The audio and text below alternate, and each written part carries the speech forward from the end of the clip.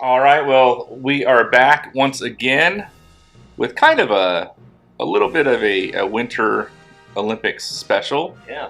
Um, we are here at Real Parables, and our goal is to look at much loved movies and try to find deeper spiritual truths in those movies, looking at them as a modern day parable of sorts, and seeing what God is trying to communicate to us through these different scenes from movies, or maybe it's a movie as a whole.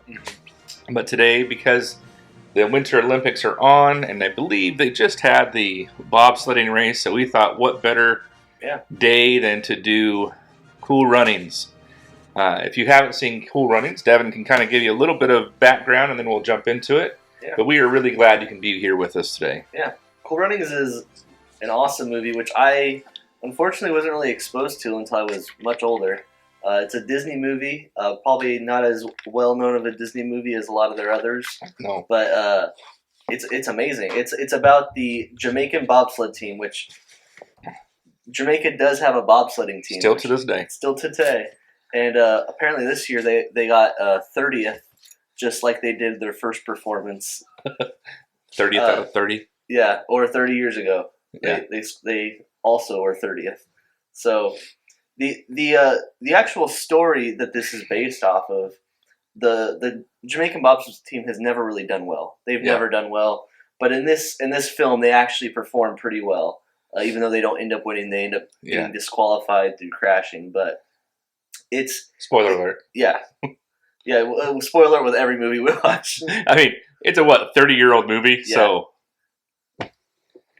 go watch it. Yeah, go watch the movie. But it starts out with this main character, Doris, who he wants to be a runner in the Olympics. He's going to join the track for the Olympics like his father did, and so you see that he trains for this, and eventually comes the qualification race to see who gets to go represent Jamaica, and one of the other runners in the race trips and falls and knocks down two of the other competitors, which happen to be the future members of this bobsled team. And these were the two people who were out, and these were the three that were like way out in front of everybody else. They were going to be like the three leaders of this, and they all came in last because Junior fell. Yeah. And when Doris goes to kind of talk to the head coordinator for the Jamaican Olympic teams, he tells them, "I'm sorry, there's nothing we can do," but then kind of mentions to him how there was an old bobsledding coach who tried to convince his father that people that run track would be the best bobsledders. Yeah, because there's like this the official for the Olympic Committee in Jamaica. There's like this huge wall of all these athletes, and he sees a picture of his dad that he's seen many, many times. But then he sees another one where his dad is standing next to this white guy who just kind of doesn't fit in with the rest of the wall. Yeah. But it's Irving Blitzer. Yes. Yeah. And he's like, well, I need to get in contact with this guy. See, maybe we can do a bobsledding. Also, what is bobsledding? Which was great. Yeah. So it kind of starts this whole journey of finding all these kind of misfit athletes that didn't get to the Olympics or were boxcar racers. Yeah. And I remember doing that as a kid. It's pretty dangerous. It is.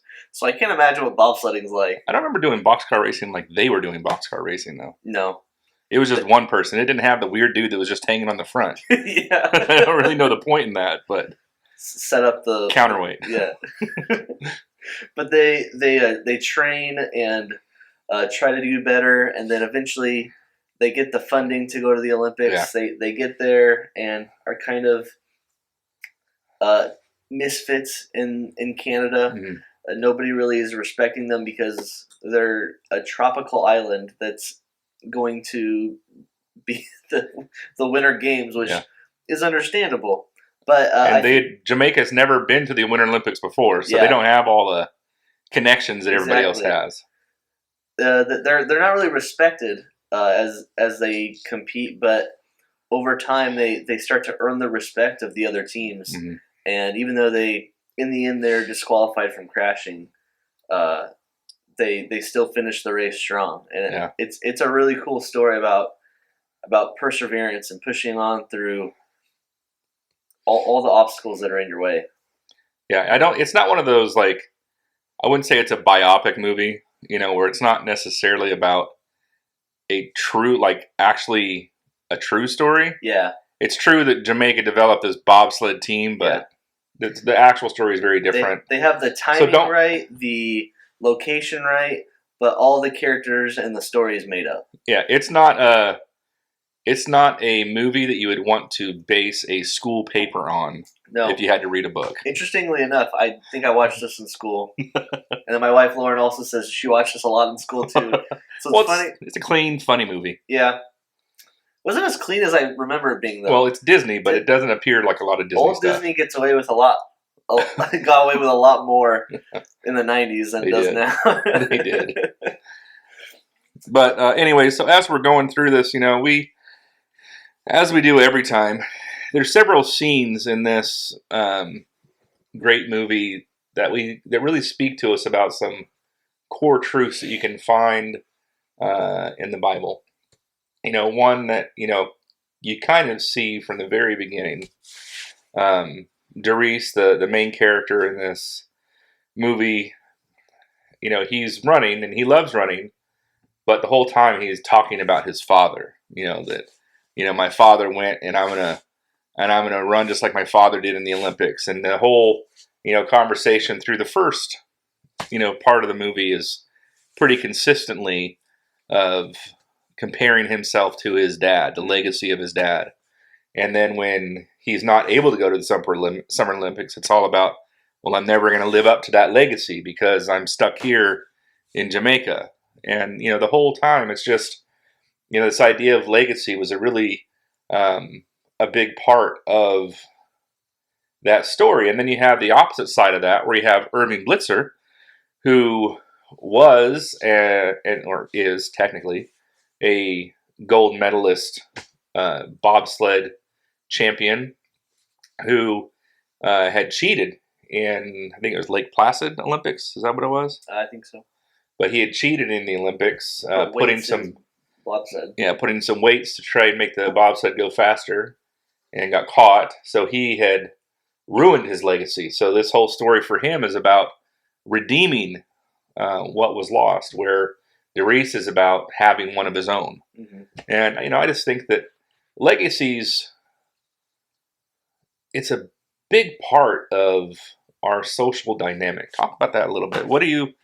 How are you connected, and what are your thoughts about legacy when it comes to being a person of faith? I think legacies didn't really mean a lot to me until I considered it in my faith, because I'm not too big on like who people remember Devin was forever ago, but like the Christian tradition like is a very important legacy to pass on. I mean, going way back before we had a written Bible, most of Scripture was passed down by oral tradition. Mm-hmm. It was directly telling the stories and passing that on, and I think it's important to kind of pass on those traditions. And though traditions sometimes can be restricting on us further down the line, and people take tradition as law, I think it's important to still have some of those traditions and still pass things on that really show the value and importance that we have in our religion. One of them being communion. I love communion personally, and I know different denominations treat communion differently, but I think it is just such a cool way to celebrate the symbolic sacrifice that Jesus made on that cross. Well, it's something that we, talk about communion, it's something that we tangibly get to do. We don't do a lot of that in church where everybody has a hands-on part in a part of the worship service. Mm-hmm. But in communion, we all get to do this one thing together every week. Yeah. Yeah, I think that I'm like you. I don't care about legacies. I don't care about living up to the legacy of my father. I'm not ever going to be an engineer, so I don't have to worry about that. And I don't really care about I don't care if my kids follow in my footsteps when it comes to, being a chef or anything like that. But there's a legacy. Wants to be a chef, though. He does.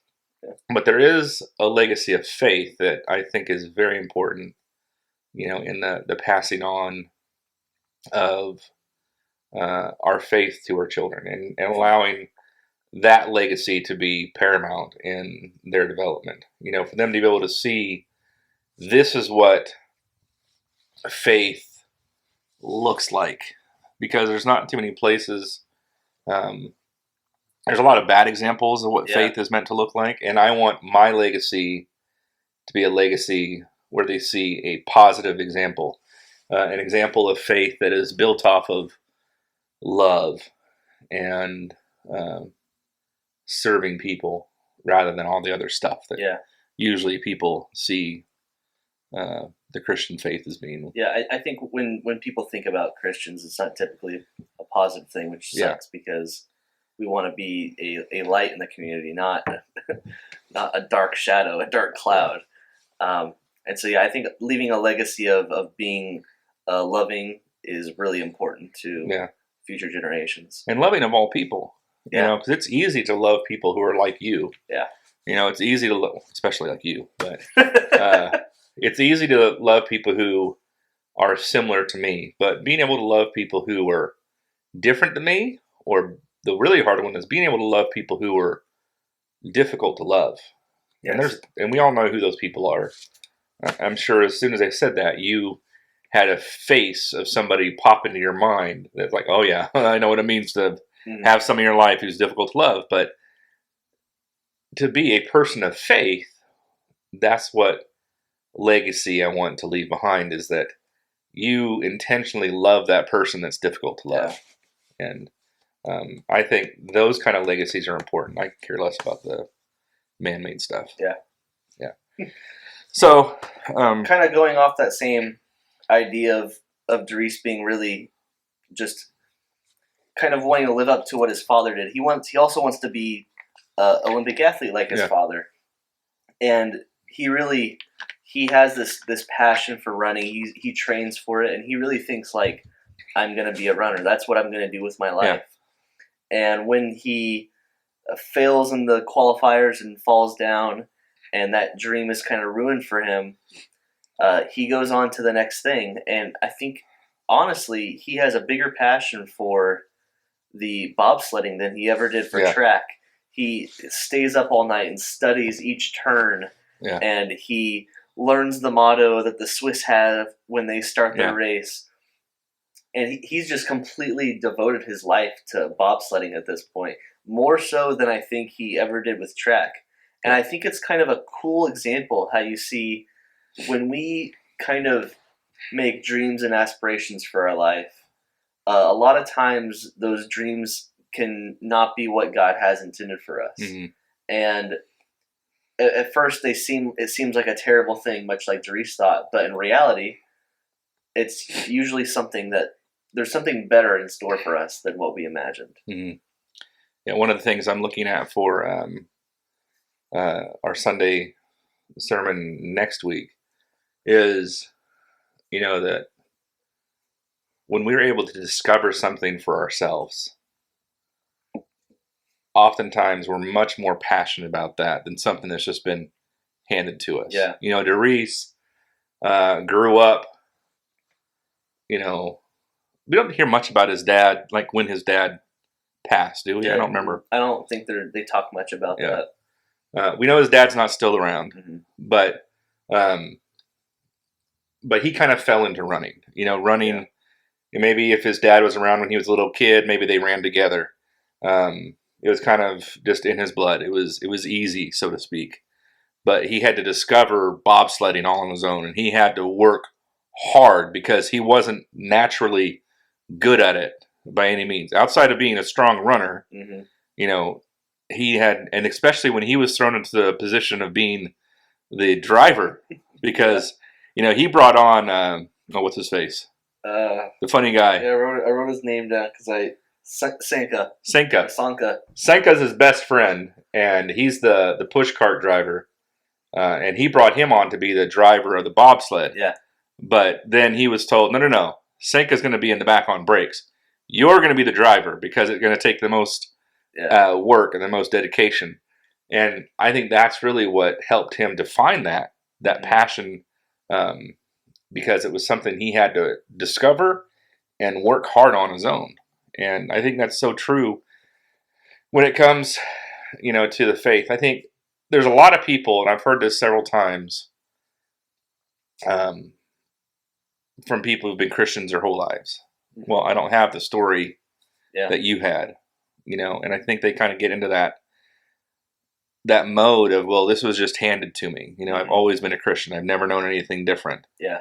And because they believe that their entire lives, that I've just always known this, they've never made it personal. They never really had to work that hard at it. They're just kind of good people who grew up with a good family and never really had any issues. But that same person, your Andy Stanleys, if you don't know who Andy Stanley is, Google him.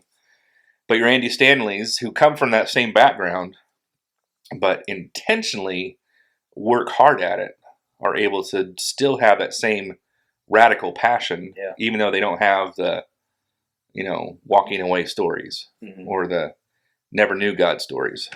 Yeah.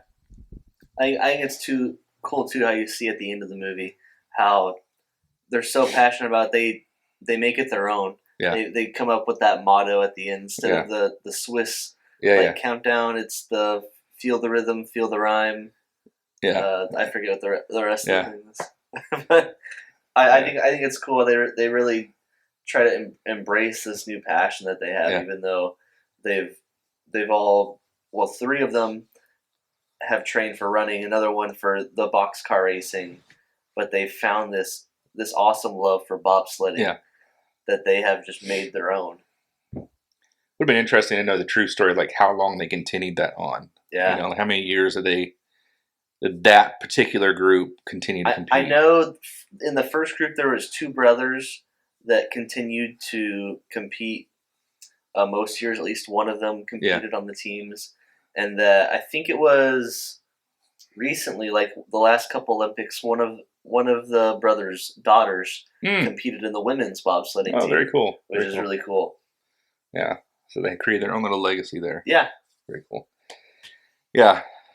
And then as you kind of, walk through this and, you're going on, he talked about how they went to this final match to determine who the Jamaican running team was going to be. And in that match, there's this fall, and that forces ultimately Derice to be introduced to Irving Blitzer after the fall. And we find a little bit out about Irving Blitzer that he had this dream, right? He had this big dream that if you could put strong sprinters in a position where they could push a bobsled, then they would make the best bobsledders because they would have all that speed right off the get-go. They'd have a jump start on everybody else out there. So he had this big dream, but it was kind of ridiculous. You're talking about trying to get people who have never seen ice, never been on ice, have no idea how to handle the cold, and people that are having to do something that's different. And you're trying to have this dream where they're going to put them in this new role of being bobsledders. And it's a big, bold dream. But, ultimately, it works out for the most part. Yeah. I mean, it'd be interesting to see in the movie world how that would have come about the next time, if they would have done better with more support and all that. Yeah. But it just kind of reminds me of the big dream that God had, that he wanted to build the church, so Jesus spent 3 years with a bunch of oddballs that really don't match up with each other. They don't have any professional training for being rabbis and leaders of people. And then when Jesus, ascends into heaven, they're left to figure it out on their own. And that's a big dream. And you're using people who really don't have the ability to do it on their own, but they did. And, from a spiritual standpoint, we realize that, there's some things you can't do on your own. You need that coach that's going to get there. And we have the Holy Spirit. And what do you think about the church when it comes to how God just left it in the hands of us people? I think it's a pretty powerful, like, kind of, he's given us this free will. It's kind of a big part of us as humans. Like, we have the will to choose God, and him leaving the church to us, I think, is part of that too. I think he wants to see what we're going to do with it. If how closely we're going to follow and stick to his plan. Yeah. And I'd like to think we've done pretty well, but I know we've failed in a lot of things. We've fought about some stupid stuff. Exactly. And I think that's a really cool, I love that God has put us in charge of that, and really wants us to just continue to spread the word just as us, and using us as his tools. We get to be participating in sharing the good news. We don't have to be Jesus preaching the Sermon on the Mount, but we get to share that, like, now, like, we get to be those people. I think that's really cool. Well, it's also amazing that in spite of all of our shortcomings, all of our weaknesses and failures, that we know ultimately we're not doing this on our own, because it's still going. Yeah. I mean, if we were really on our own to figure it out for ourselves, without any power or help from above, then there's no way this thing would keep going. No. I mean, there's no way we would have made it through even the Reformation movement. Mm-hmm. I mean, that was such an ugly time in history. If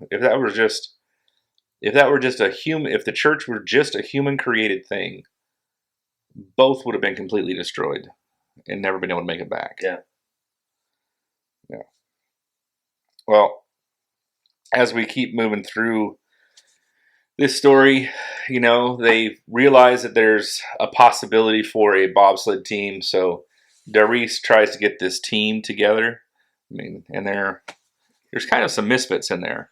They are misfits. Not even just the people who end up on the team, but the other people who showed up for the initial invitation. Yeah, and the people that end up on the team, most of them have conflict with each other. Yeah. They don't like each other. Yeah. And so you end up having this group at the very end, this group of runners, except for Sanka. He's kind of the oddball. Odd egg. But you have this group of people who are runners. And really, running's pretty much a solo sport. I mean, you're technically on a greater track and field team. Yeah. Or if you're in relay. Yeah. Then that's the exception. But they were all 100-meter guys. Yes. The glory race, and they've all prepared their whole lives to run 100 meters from point A to point B, straight line as fast as they can. But here on this bobsled team, that really doesn't mean anything. I mean, outside of having the strength you need, they're pretty much missing out on every other thing you need to be a bobsled team, except for dedication, which they will eventually get there. But these solo athletes are now going to have to figure out how to be more cohesive and work together. And it's funny at first because they are a wreck. Yeah. Literally, they wreck a lot. I like how, like, what, as a character, the way the coach teaches the team is just by throwing them in that makeshift sled cart box thing, whatever you want to call it. Yeah. And just tells them to go down the hill. Like, it's kind of like when people that teach their kids to swim just throw their kid in the pool to teach them to swim. Kind of felt a lot like that. Yeah, they're a wreck. But now they're having to try and figure this out, how they're going to be a team, how they're going to work together. And they still all have their own roles. I mean, they all push, and then through the race, you have one person who's steering, one person who's braking, but they all have to still learn how to lean and move together to be able to, because really you're not just steering by pulling on the little handles. It's being steered by weight distribution. Kind of like motorcycles. Yeah. So, and it kind of reminds me of the church again. How we're all referred to as being the body. That's how Paul refers to us. That we're all part of the body. We all have our own individual roles in the body, but we have to figure out a way to work together. We have to figure out a way to work in unison. And if one person's not doing their job, like I hurt my foot about a week and a half ago, and it pretty much makes everything I do annoying. I'm still able to do the things I need to do, but I'm slower at it. I complain more. I find myself with my leg up a lot more often than not. And, there are times where I have to think more seriously. Well, if I'm going to go to the store, I want to make sure that I'm going to have the best route mapped out so it's the least amount of walking. So when one part of the body isn't doing their part, it affects everything. And I think that's such a great illustration that, Paul used for the church. And I think that there's a lot of times where we don't respect that enough. Have you ever seen that where the different parts of the body aren't respected enough in the church? Yeah, I think a lot of people hold up the elders or the leaders of the church and then the ministers, almost like celebrities in the church. Yeah. But they ignore the guy who gets up at 6 a.m. to set the chairs up in the morning. Yeah. And puts them away. The people who don't really have like a big job in the church, but they help clean up the trash that's around the church. The people that help teach classes or run small groups. Yeah. There's a lot of people who have really big, like their hands are really involved in other people's, like relationship with God, and I don't think we give them enough value, enough reassurance that like we really appreciate what you're doing. God sees what you're doing, and He loves it. I feel like there's not all the parts of the body get as much attention, like you were saying. Yeah, we forget a lot about the pinky, but when that pinky stops doing their job. Yeah, apparently your pinky toe has a lot to do with your balance. Like you balance a lot in your pinky toe more than you think. Yeah. Yeah. So I think that was just such kind of a watching this group of individuals try and learn how to work together as a team. Is a great illustration of the church that it's kind of rough and difficult at times, and even after they had worked a lot of the initial problems out, they still had to keep working on stuff. It was an ongoing process all the way till, right before, the big race, in Calgary, I think it was. Yeah. Right before the big race, they're still trying to fine tune and work out all their little team issues so that they can get down the hill as fast as they possibly can. Well, as they kind of are trying to figure out, okay, we have our team now, we're training, but they figure out we don't actually have the funding to do this. Yeah. So they go out and they try to do different things to fund, like Sanka tries to sing out in public, gets paid to stop singing. By a homeless guy. Yeah. Doris goes and does a kissing booth, which his wife isn't too happy about. Yeah. But they're all trying to bring money together. I think they end up getting like $200 or something like that. Yule gets beat at he was doing really well at arm wrestling, but then gets beat by a woman. Yeah, it is hilarious. But they're still like over $19,000 short to be able to pay for their entry to the Olympics. $20,000 is what they estimated for getting there, the entry plus all the other stuff. Yeah. So they're all pretty bummed, and in walks Junior, and he reveals that he has all the money they need, And they're all just kind of like baffled, like, where did you get this money? He's like, well, I sold my car. And that you see earlier in this movie that he really likes his car. He has it all polished and he's taking care of it. Like, it is a really nice vintage car that he has. That's really like his baby. It's probably a gift from his parents. From his parents, because he does come from a wealthy background. But he up and just sells this car to fund their team. And it is such a cool picture of self-sacrifice and vulnerability that you see Junior do.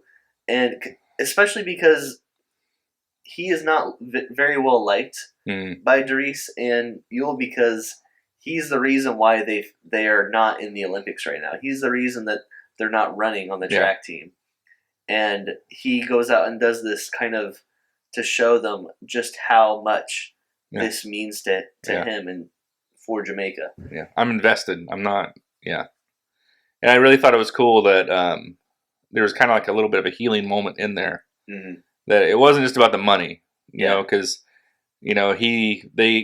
Doris says, "I can't let you do this. I can't let you do this," and then Junior kind of explains why it's so important.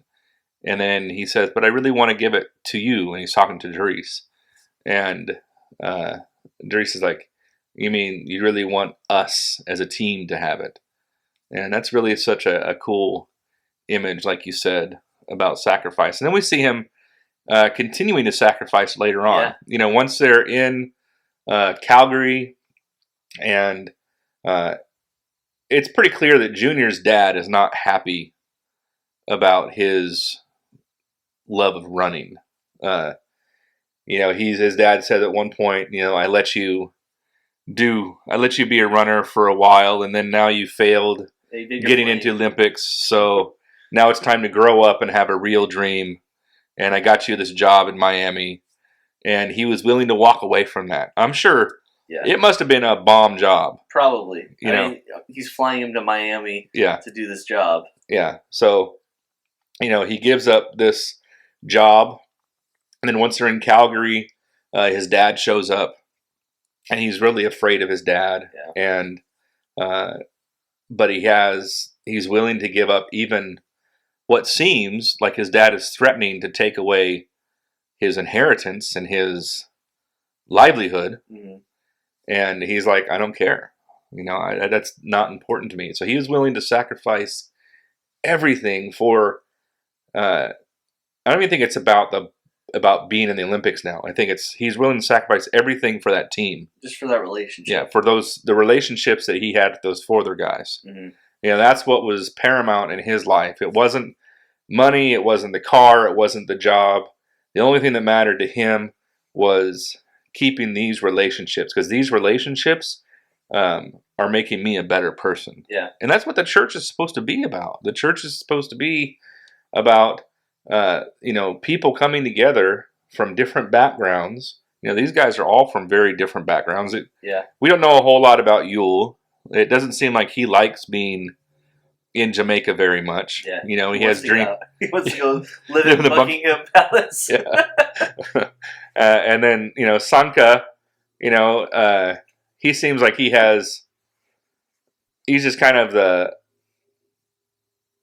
free-minded person. Kind of does his own thing. Might work with kids, but we're not real sure. Is he an ice cream truck driver? Is that where he gets his money from? I have no idea. I think he just builds the carts. I feel like that's where he gets his money. But anyway, so he does something, but he just wants to have fun in life. That's all he cares about. And then you have Doris, who's a teacher, and then you have Junior, who comes from this rich family. So they're all very, very different backgrounds, different issues, but they come together and they build each other up, because that's what sacrificial friendships are all about.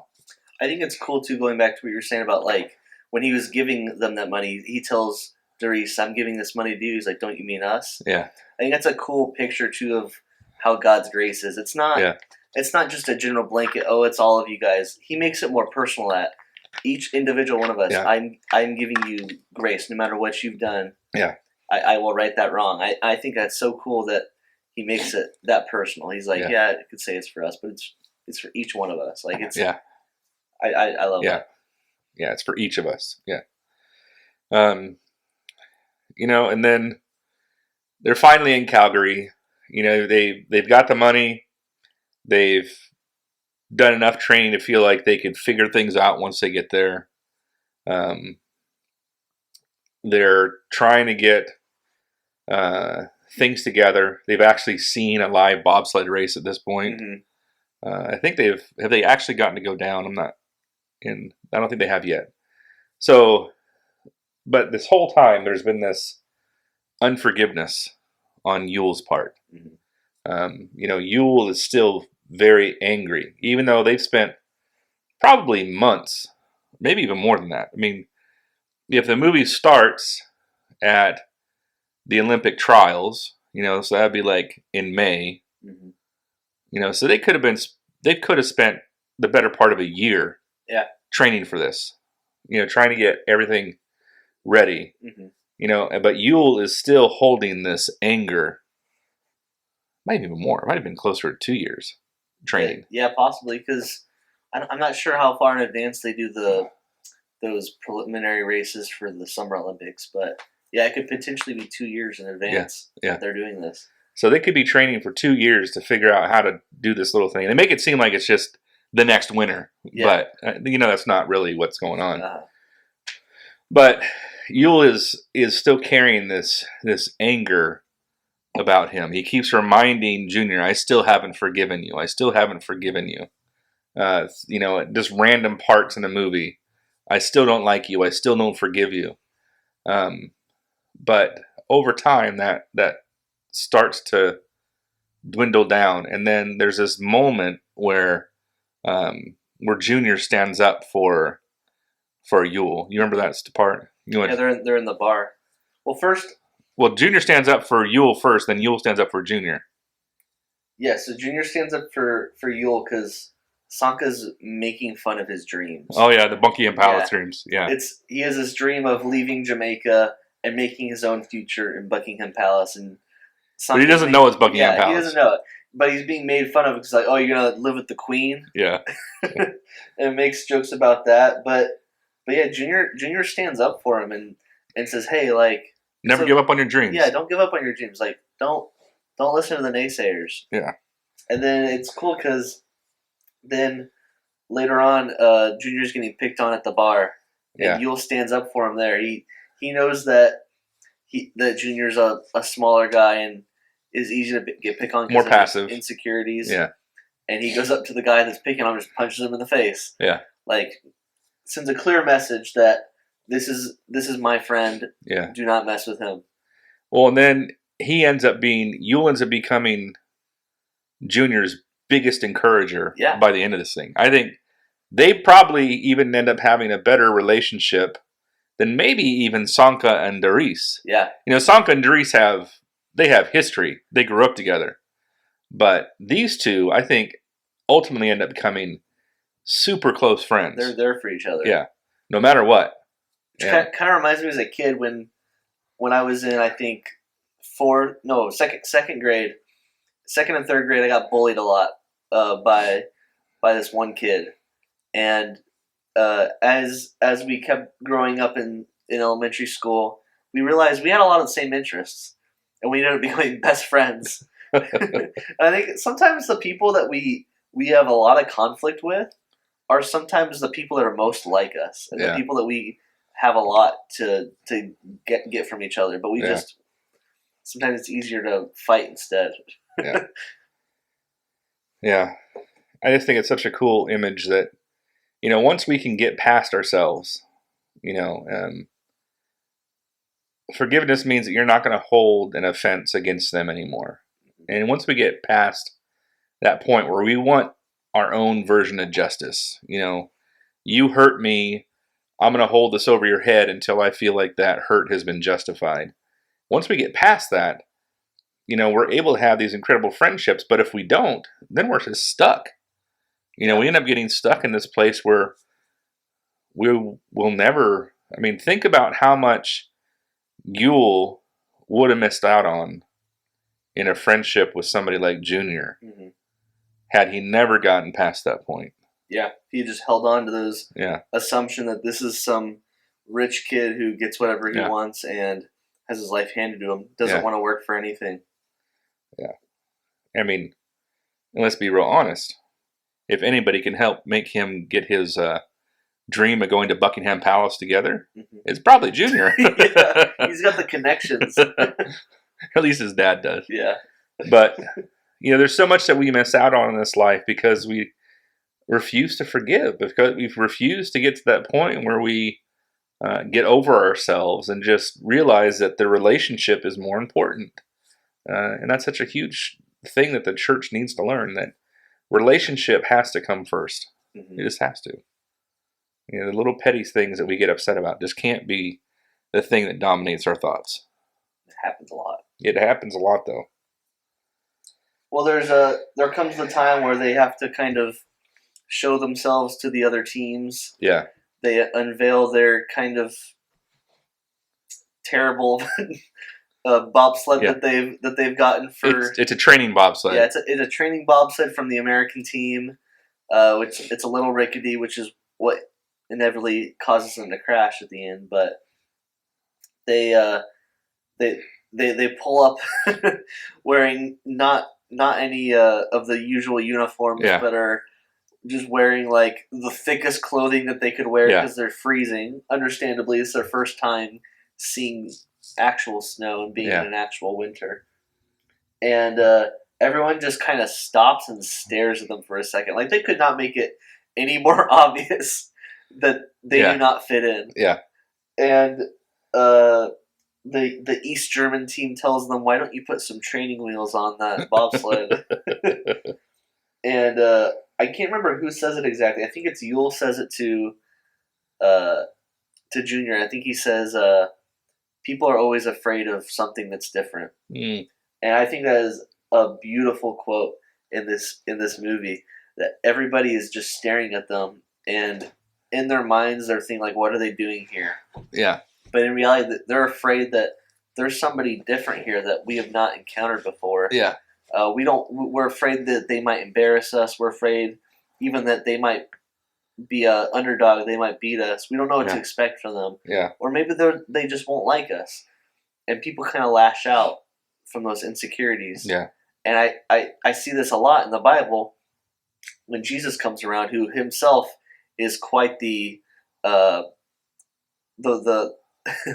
duck in the bunch, to where he doesn't really fit in, and then he's like, hey, I'm going to bring a bunch of Gentiles to help follow me, and they're going to be my disciples. Yeah. And also I want not only to love and preach to the Jews about how awesome our God is, but to the Gentiles too. They got to come and join us. And the Pharisees are like, whoa. Yeah, yeah. No. These guys don't belong here. Yeah. We got to make all these rules so they can't be a part of this. Yeah. Which is what happens is the organizers of the Winter Olympics, the council, I forget what they're called, or some association. Yeah. They are making up all these rules so that the Jamaican team can't get into the Olympics. And it reminds me so much of changing times. Yeah. And, The Pharisees were like the same way. They did so many things to keep people from being close to God. And it's just, it's so unfortunate. Yeah. There's definitely a lot of, and everywhere they went. Yeah. Everywhere they went, they were kind of like, who are you? Yeah. And it's amazing how quickly we get thrown off just because somebody is different. Uh-huh. Yeah. Even today. Even though, we're used to living in a pretty diverse society. Yeah. But, you throw somebody that's just a little bit different. Maybe it's not a color thing. Maybe it's a socioeconomic difference. Mm-hmm. If most of your church is middle class, upper middle class, people, and then you have somebody who's clearly coming in off the street comes into your church, everybody flips out. Yeah. They don't know what to do with it, because surely this person isn't here for a good reason. They're just going to be here begging for money and a handout and all this kind of stuff. They don't really want to be here to learn about Jesus. Mm-hmm. And we have all these horrible reactions to the unknown. that is just so destructive. And I mean, we keep talking about we have to change this, but when is it going to actually happen? Mm-hmm. Or is it ever going to happen? Yeah. I feel really fortunate to have grown up in San Diego. Yeah. And being in such a diverse place, even though primarily I think it's still white. Yeah. But there's such a large Latino community. Yeah. And other groups here too. And I think it was really cool growing up here where I got to see more than just white people everywhere. Yeah. Because when I moved to Oklahoma for college, there was nothing but white people. Yeah. I felt really out of my element, and just it was strange. And I think a big part of that has to do with that. It's this unknown. Mm-hmm. It's if I had lived in Oklahoma my whole life and I moved somewhere like San Diego and saw that there's such a strong culture of Mexico here. Yeah. I think it would have thrown me off. And I think that's where a lot of people come from, is this is different to them, so they're just scared of it. They don't want to adopt it and want to learn more about it. They just want to avoid it. Yeah. Which is not the right way to think about things. I think when we encounter something different, what we should be doing is wanting to learn more about that. Yeah. And wanting to kind of see what it's all about. Yeah. Yeah, I personally love, like, when it comes to cultures. I love learning about different cultures, why they do things differently. And I think one of the best reminders for me that I've had recently about making sure that you reach out to the outsider, when you have the opportunity, is when, I intentionally visited when I was in school. I was in this world religions class. I needed it to be a 5-credit class rather than a 3-credit class. Yeah. So I had to, for course credit, I had to go in and do all these surveys and interviews with people from, various religions. And I think for the first time in a long time, I had felt what it felt like to be that outsider. Yeah. Because I went into a mosque and I did not fit in. Yeah. And it's important for us to keep that feeling clear, because there are lots of people who are going to come our way. Maybe it's not going to be in our church services. Maybe it's going to be a family that moves in next door, or the new person at work, or the new person at school, whatever it happens to be. And we have to be very intentional about remembering what it feels like to be on the outside, and remembering how important it is to bring that person from the outside inside. Yeah. I remember going to a mosque and being there for a Muslim service. I remember how strange it felt too. Yeah. Like I'm one of the few, like, just like obviously white people here. Yeah. And it was a group of Christians that were coming, and they knew that too. So I'm sure we were being eyed because of that too. So people definitely giving you looks, and you do feel like an outsider. But I was so surprised at how much it felt like I was in church. Like the way they had their service was still very similar. It was so similar, and it really reminded me, like, we are not so different as we like to think we are. I mean, there's definitely differences. Yeah, there's differences, obviously. Same thing when you go into a synagogue for the first time. It feels so much like a church. Yeah. I mean, it's different, but it feels, outside of some of the imagery, everything else is the same. Yeah. The way they sit, the way they, the organization of everything. Yeah. But that could be because they're all Abrahamic gods, but but still, we're not as different as. But I even went to Buddhist temples before, and it's still relatively similar. Yeah. It's that idea of commonality and coming together. And I'm not trying to be, Unitarian Universalist here or anything, but we have a lot more in common as a people than we have different. And I think we need to keep that in mind as people, that even though somebody might feel like they're very different from you, they're not. We have more in common than we have separate. And we have to find, one of the best things we can learn in evangelism is, if you want to be able to evangelize, to talk to somebody about Christ, the best thing you can do is find out your commonalities, because that's where you can find those points about bringing faith into their life. Yeah. Just try to love people rather than hate them. I think that's a big thing. Just try to love them. Yeah. And then I have one more that's kind of at the very end of the movie. Do you have anything before we get there? I don't have anything else. Okay. Well, so, this team, this bobsled team from Jamaica, they had a really bad run at their first practice run. Yeah. They ended up upside down. And then they keep getting progressively better. The next run is slow, but it's just fast enough to be able to get them into the qualifying. And then the next run is just fast enough to get them recognized. Mm-hmm. And then they blow everybody away on their third run, where now they're no longer in 30th place. Now they're in like 8th place or 6th place. Yeah, it's 8th place after their second run, and they're going to their third with a good chance at placing. Yeah, that they might actually walk away with some kind of medal. Yeah. And so they're going through this whole time together as a team, and they're going through this process, and they're on this last run. And at first, their off the line time is faster than the Swiss team, mm-hmm. which is the fastest team that's out there. They're making it through the corners at the top of the hill faster than the Swiss team, and everybody's like, is it possible that the Jamaican bobsled team is going to have the best run of the day? Yeah, the announcer's like, I have Jamaican fever. Yeah. They're wearing shirts. So everybody's excited. But then that old rickety sled, is just going through the corners. That front little, it's not a skate starts, wobbling around and gets derailed and it just goes sideways. Yeah, so they flip upside down, and they're going through the next 3 or 4 corners, at 80 miles an hour or faster, on the side of the sled with their heads dragging against the ice, because you're locked in there. You can't do anything. I can't imagine what that's like. It has to be terrifying. Yeah, it has to be terrifying. It's your life flashing before your eyes.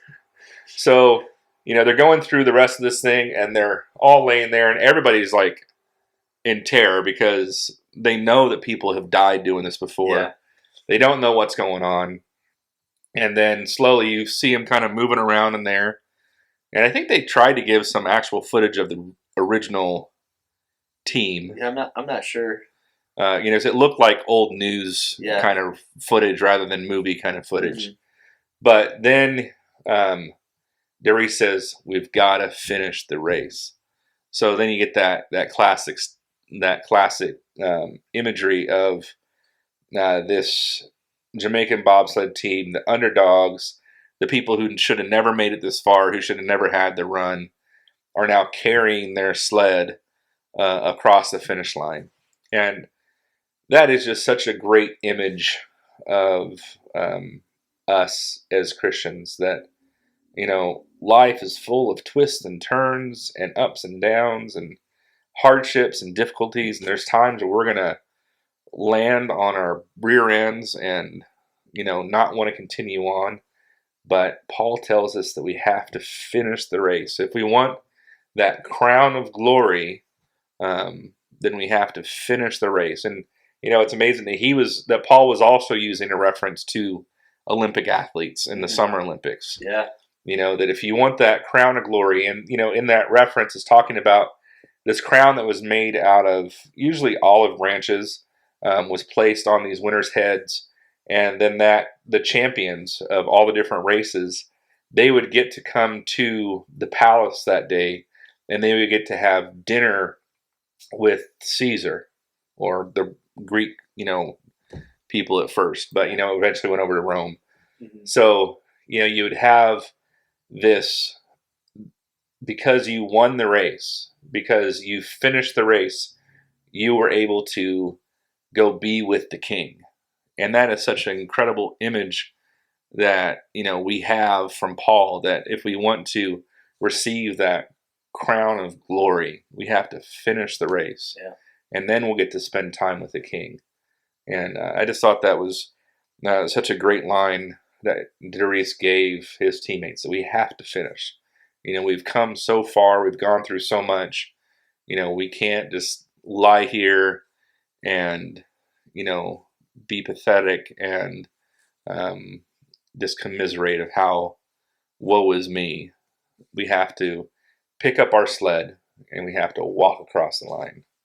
Yeah. I thought that was a great image. What did you think about that? Yeah, it's kind of to that whole pick up your cross thing. Yeah. Finishing the race is, I think, really important because it shows that we're gonna go through a lot of crud in our lives. We're going to, guaranteed. We're gonna be tempted. We're gonna have lots of suffering. People in our lives are gonna die. Events are gonna happen in our lives that are gonna kind of derail us, and we have to decide in that moment: am I going to stay strong and continue on, or am I going to give up? And I think it's really cool how you see that imagery where they are literally flipped upside down, and I'm sure they're in a lot of pain. Maybe they have some broken bones, and instead of giving up, they pick up that sled and they keep going to the finish line. And I think that's a beautiful image of what we need to do when we encounter those hardships in our life, which we're going to encounter. It's going to happen. And everybody would have fully accepted had they just laid there and been taken out of there on stretchers and never finished. Everybody would have been completely understanding. They would have still been praised as being the underdog, people who came out and showed the world who they were. So they were only doing this for themselves. Exactly. And, when we finish the race, it's not because we want everybody around us to see that we, picked ourselves up by our bootstraps and, marched on. Mm-hmm. We're doing it because we want to spend eternity with God in heaven. I think that's such a great image for us that we see in Paul. Much looser image of that we get from these guys, but still the same idea. But if you haven't seen Cool Runnings, it's a cool movie. It's a great movie. It's a fun movie. It's a family-friendly movie. There's not a lot of those that are out there, so if you're looking for something new to watch, it's on Disney Plus. Mm-hmm. And I'm sure you could probably buy it on Amazon. It's a good time to watch it because of the Olympics. It is. And like I say, it's just fun. There's not a whole lot of light-hearted, fun movies out there anymore. Yeah. But this is one of those. But I'm glad that we were able to watch this movie together. Thanks for listening. Next week, we're going to come at you with Spider-Man Into the Spider-Verse. Yeah, we're both pretty excited about that. I like that movie. Yeah, and we're excited to see what kind of images that we can pull out of that, what kind of parables we can find. But until then, we'll see you later. Adios.